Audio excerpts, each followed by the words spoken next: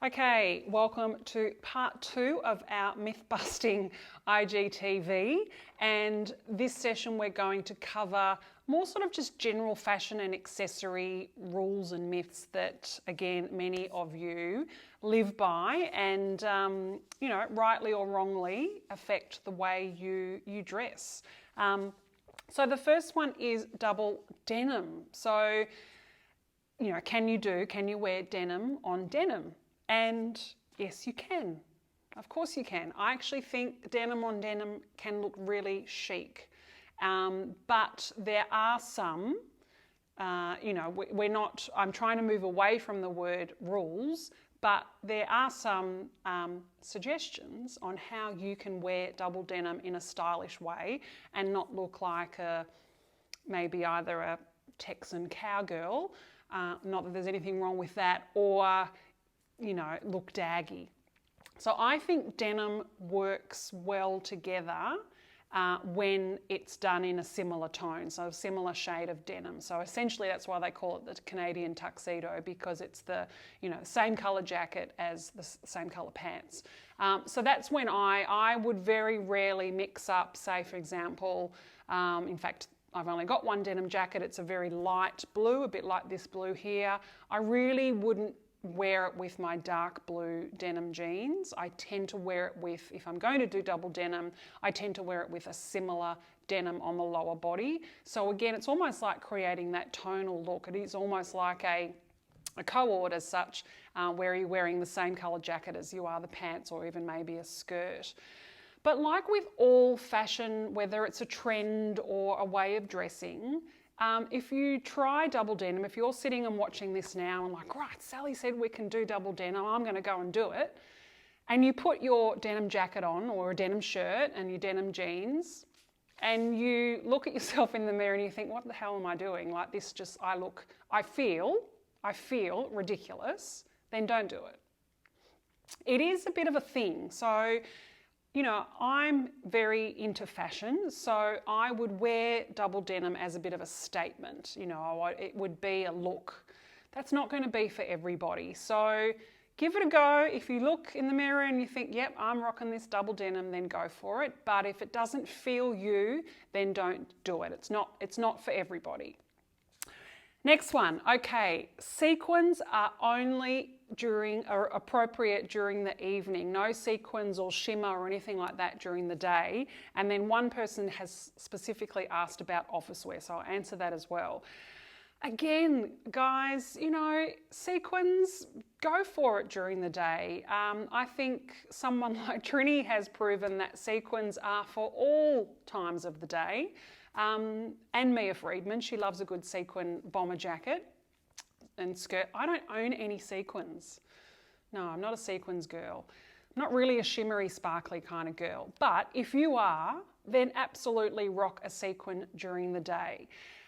No problem with that. I mean, you might wear a sequin skirt with a beautiful knit or a beautiful cashmere sweater, or a cool sequin skirt with a white t-shirt and a pair of sneakers. Like, you can definitely dress sequins down.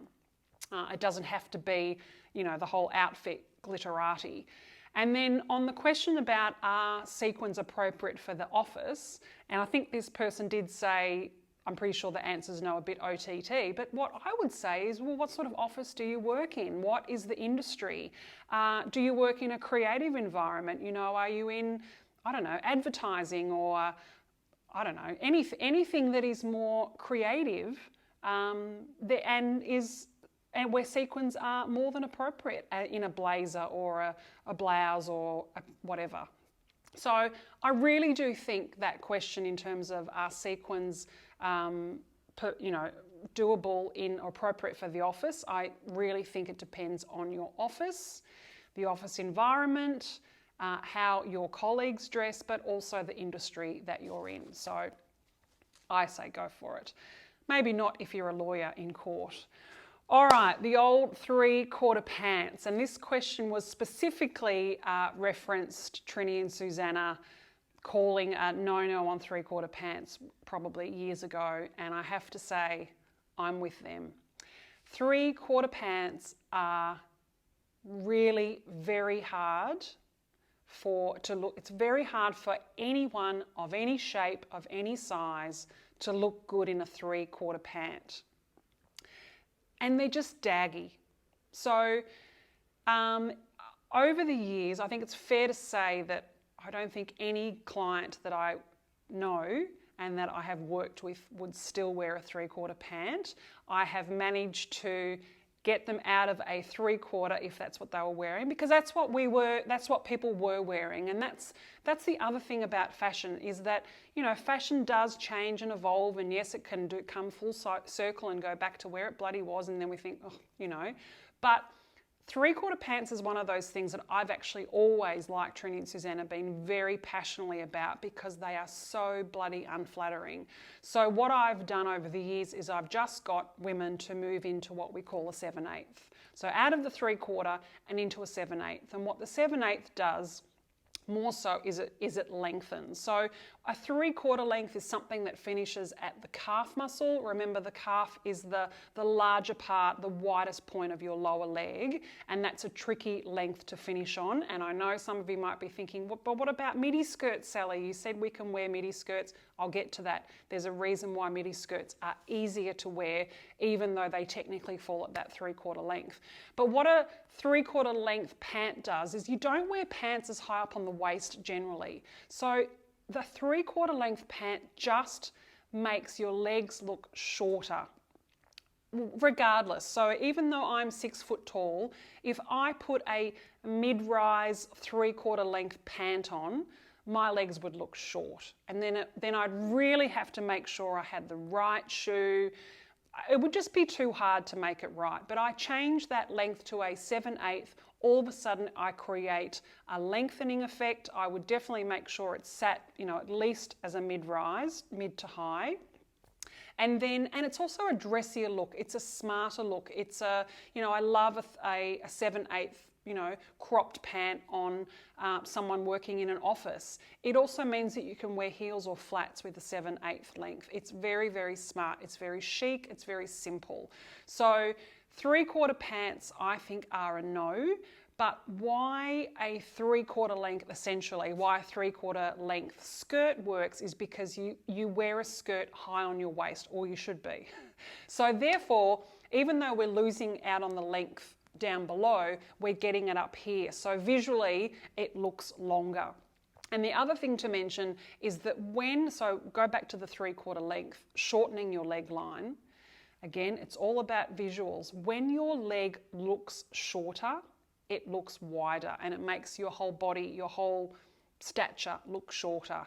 So most people want to create length, and that's why a 7/8, even though it's still technically a cropped pant, it's much more flattering than a 3/4. It's also a lot more stylish and a lot more sophisticated. So I'm with Trini and Susanna, so that myth is technically confirmed. No 3/4 pants.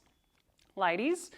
Okay, another really interesting one is, and this was suggested by quite a few women, was the myth about you have to wear something loose on the top or the bottom and not both. That is also something that I talk about a lot with clients, and that forms the part of my sort of general style guidelines. And here's the reason why. So I'll give you an example. So for example, that would be if you're wearing a loose oversized top. So imagine this was a top. Then you would need to balance it out by wearing something narrow on the bottom. So that would be a slim pant, a skinny jean. Now, is that myth correct, or that thought? It kind of is. Because if you wear loose on top of loose, we sort of go back to what I was just talking about before, then everything is wide, and when you look wider, you look shorter, and vice versa. So unless you are quite tall, it is hard to do loose on the top and the bottom. However, you can do things like, the front tuck, the side tuck. So something might have volume on the top, and you might be wearing it with a full skirt, a wide leg pant, but rather than wearing it out, and so that it's just completely shapeless, we want some shape in there somewhere. So that could be maybe a little bit of shape at the waist by tucking in somewhere. That could also be rolling up the sleeves, showing off the forearm, showing off some skin here. It could also be undoing buttons or having a V or a scoop neck here, so we get a lengthening effect here. And it can also be showing off the ankles.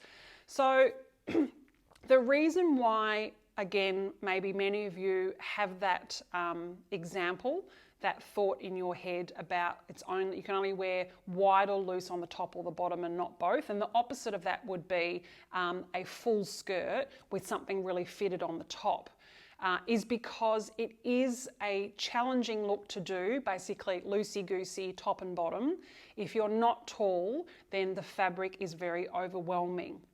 And it's all about showing some shape somewhere so that you don't look overwhelmed. So it's a tricky one. It really is quite I'm going to say it's quite an individual case-by-case scenario. On some people with a few tweaks it can work, and then others it can't. So I'm not going to completely debunk it, but as a general rule, it's all about creating balance. And when you are shorter as a woman, it's really important to create that balance.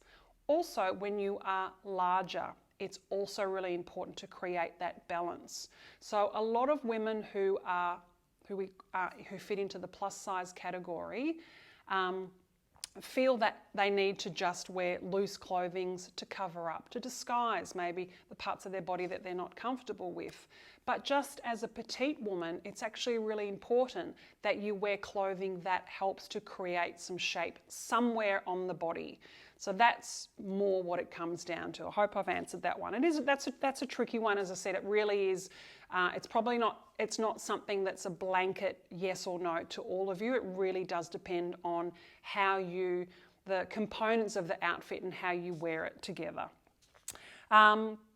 Shoes and belt and bag must match. So there were a lot of questions about this, and it might just be shoes and handbag, or it might be belt and shoes. So again, like going back to the first episode with colours, it's a very traditional conservative way of dressing.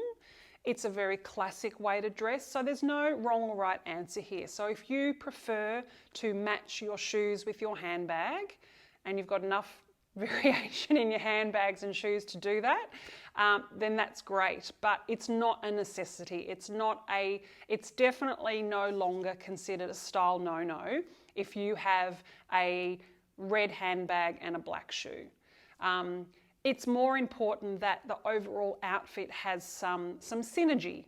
Okay, so if you've got a red handbag and a black shoe, maybe the rest of your outfit is just black, or there's a pop of white. So you've just got that 3 colours in the outfit. So I think that's definitely a no these days, but more importantly, that the accessories work in synergy that complement and work in with the rest of your outfit. That's more important. Not to wear silver and gold together. I don't necessarily think it's a no-no, but I think you either fall into the gold camp or the silver camp, and that actually changes. I used to be very much silver. Now I'm all about gold accessories. Having said that, my wedding rings and that's my breast cancer ring, are both white gold. So, but all my, statement gold necklaces and even my earrings are all sort of gold at the moment. So gold's very on trend. It's beautiful and fresh with white and navy and black. But I think if you do it in a classy way, I think gold and silver can work quite well together. Would I put gold, that's the thing with the rings. I mean, I don't really I've got my mum's wedding ring. So depending if I am wearing a lot of gold, obviously I'd take that ring off and wear her beautiful gold ring. And that doesn't really bother me because they're both, they're both special rings, and that's okay. So I think that comes down to personal preference. You can't wear, if you wear glasses, you can't wear big earrings. And this particular person said that she used to do that, but she notices I do it. So I only really need my glasses for reading, for being on my phone and my computer. So I don't wear them all the time. And if you've got, I think glasses are really important in terms of them being part of your outfit. You know, glasses can be a great statement. So I think if you wear glasses full time, my sister's a good example. She wears glasses all the time and loves a big statement earring. So no, earrings and glasses, go for it, be fabulous. And there was one more there. No, that's the three, light, tight and loose. Okay, so that's the sort of under fashion and accessories. And now just a few general rules to finish off on. Some, I don't know where these have come from.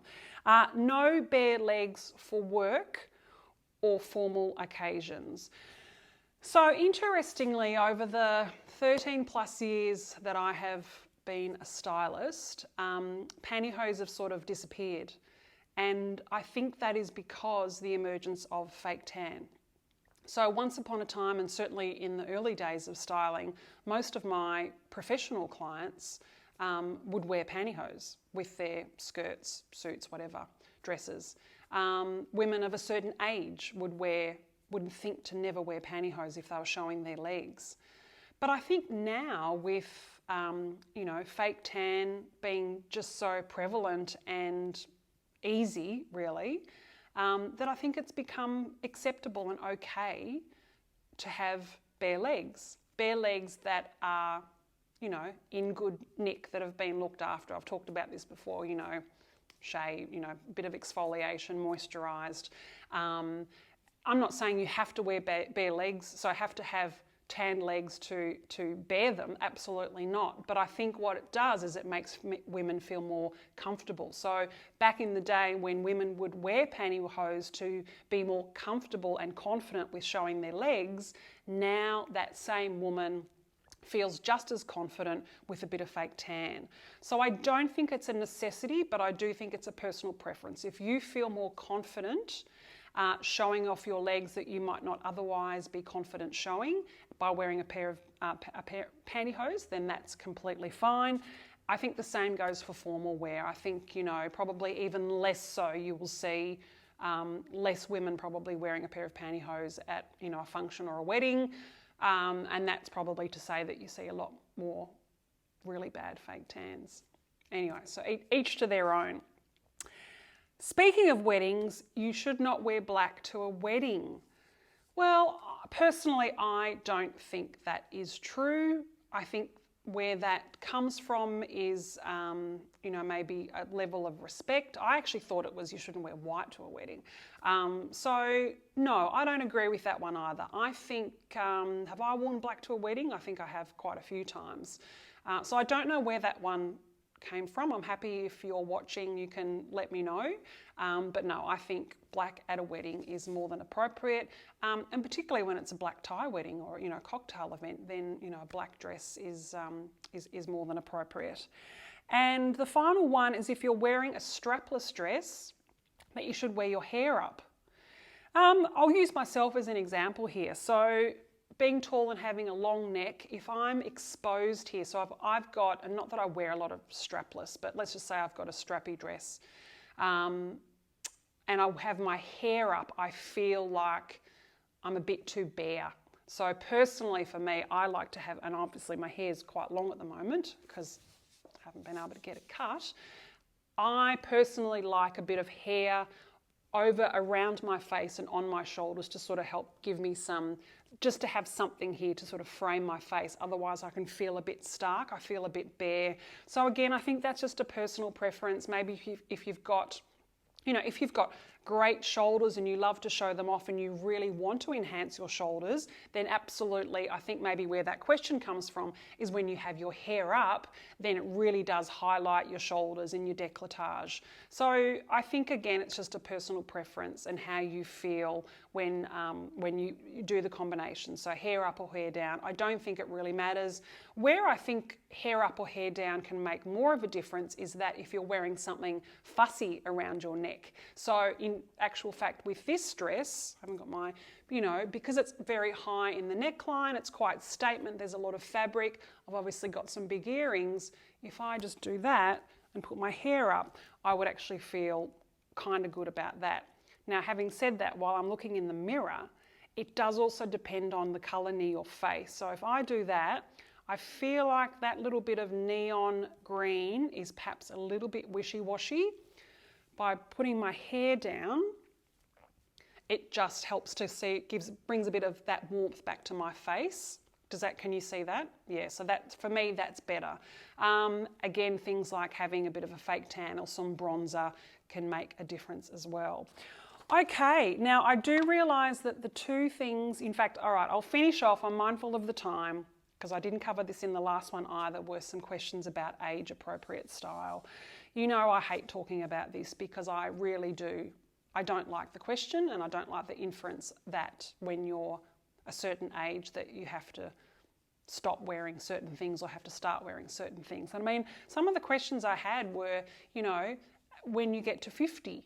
I mean, I'll be 50 next year. Does that mean all of a sudden I have to chuck out half my wardrobe? Like, it's crazy. There are questions about, you know, when you get to a certain age, you know, you shouldn't have long hair. Anyway, so the two questions that I will address, older women, I mean, and what does older women mean? You know, to some of you who are sitting watching who are in their early 20s, I'm an old woman, you know, I'm 48. So what is an old woman firstly? But this person said that older women shouldn't wear short skirts, show their upper arms and no singlets. I mean, seriously. I think those rules are old-fashioned, and if you like I talked about with the denim skirt IGTV, if you've got great legs and you're 75 or 55 or 25, then why not show them off? If you've got great arms, wear a singlet top. If you've got, wear a singlet, show them off. I have plenty of clients, I can tell you, and I'm sure you're listening, who are 25 or 35 and hate their upper arms with a passion and will not wear a sleeveless top. That is fine. But if you're 45 or 55 or 65 and you have good arms, you know, they're one of your assets, then absolutely show them. So I don't agree with those things. And then the next one, which, you know, basically that was, you know, the whole mutton dressed as lamb. I mean, it speaks to those same silly ideas that, you know, I don't think we can blame men for them. I think as women we're our harshest critics and we are harder on each other as women. So, you know, that whole mutton dressed as lamb bullshit, I don't agree with it. I think as women we are intuitive people. We know what works for us. Our clothing affects the way we feel. It helps shape who we are. It helps us get through our day. It helps us, you know, be a mum, be a businesswoman, be a partner, be a whatever. You know, the clothing is very, very powerful. And I think when people tell us what we can or we can't wear, then that's their problem, not really ours. So I will finish on that note. And ladies, I hope you enjoyed my mist busting session.